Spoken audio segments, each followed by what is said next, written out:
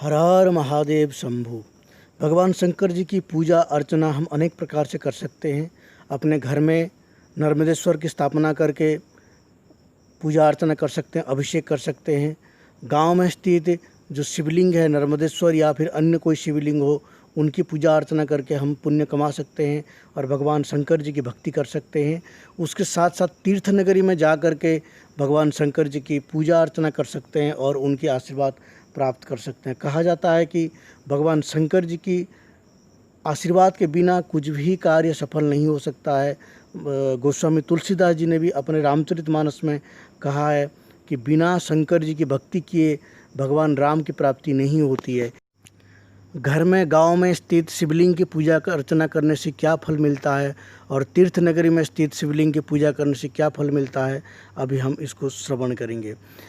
स्कंद पुराण में केदारखंड में बताया गया है कि भगवान शंकर जी की जो स्वरूप है, सब कुछ भगवान शंकर जी की स्वरूप है, परंतु दोनों की महत्व अलग अलग है। जैसे बताया गया है कि गांव में स्थित शिवलिंग की पूजा करने से जितना फल प्राप्त होता है उससे 100 गुना अधिक फल प्राप्त होता है गांव से बाहर जो शिवलिंग स्थित है उनकी पूजा अर्चना करने से। और इन दोनों में से वन में स्थित जो शिवलिंग है उनकी पूजा करने से उससे 1000 गुना ज़्यादा फल प्राप्त होता है। और इन तीनों में से अगर तीर्थ में शिवलिंग है और वहाँ पर हम जाते हैं तीर्थ यात्रा करते हुए और वहाँ पर जा कर के तीर्थ की जो भगवान शंकर जी की स्वरूप है शिवलिंग है उनकी पूजा अर्चना करते हैं तो वो 1000 गुना ज़्यादा फल प्राप्त होता है। और इन चारों से भी अधिक फल प्राप्त होता है किसी ज्योतिर्लिंग की पूजा अर्चना करने से। इसीलिए ज्योतिर्लिंग सर्वश्रेष्ठ माना गया है। ज्योतिर्लिंग की पूजा अर्चना और अभिषेक इनको सर्वश्रेष्ठ माना गया है। और भगवान शंकर जी की जो उपासना है वो ज्योतिर्लिंगों के माध्यम से करने से अधिक फल प्राप्त होता है, ये हमारे शास्त्र कहते हैं। आपके मन में ये प्रश्न उठ सकता है कि जब भगवान शंकर जी की दोनों ही स्वरूप एक ही है, चाहे वो गांव में स्थित हो या फिर तीर्थ में स्थित हो, तो फिर फल में अंतर क्यों है?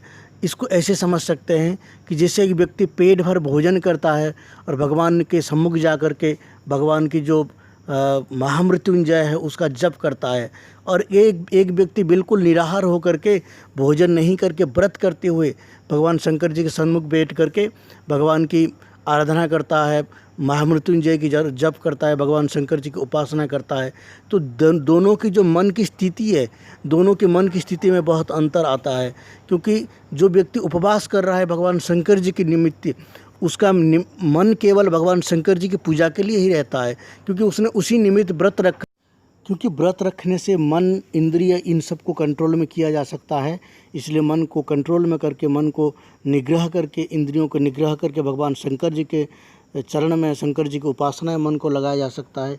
इसीलिए व्रत आदि रखा जाता है। तो इसलिए व्रत आदि रखने वालों की महत्व अधिक हो जाता है। इसी तरह जो तीर्थ आदि में जा कर के हम भगवान शंकर जी की पूजा अर्चना करते हैं, उसमें भी भगवान की शंकर जी की पूजा अर्चना के निमित्त ही हम तीर्थ में जाते हैं।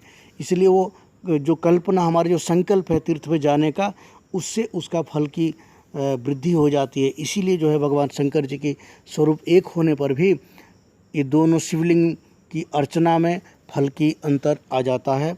इस कथा को यहीं पर समाप्त करते हैं। आगे और एक सुंदर भगवान शंकर जी की कथा लेकर के आएंगे। इस ऐसे कथा श्रवण करने के लिए आप इस चैनल को सब्सक्राइब करके रखिए और बेल बटन को दबा के रखिए, ताकि जैसे हम वीडियो अपलोड करेंगे आपको उसका नोटिफिकेशन मिल जाएगा और भगवान शंकर जी की कथा आप श्रवण करके अपने जीवन को धन्य कर पाएंगे। हर हर महादेव।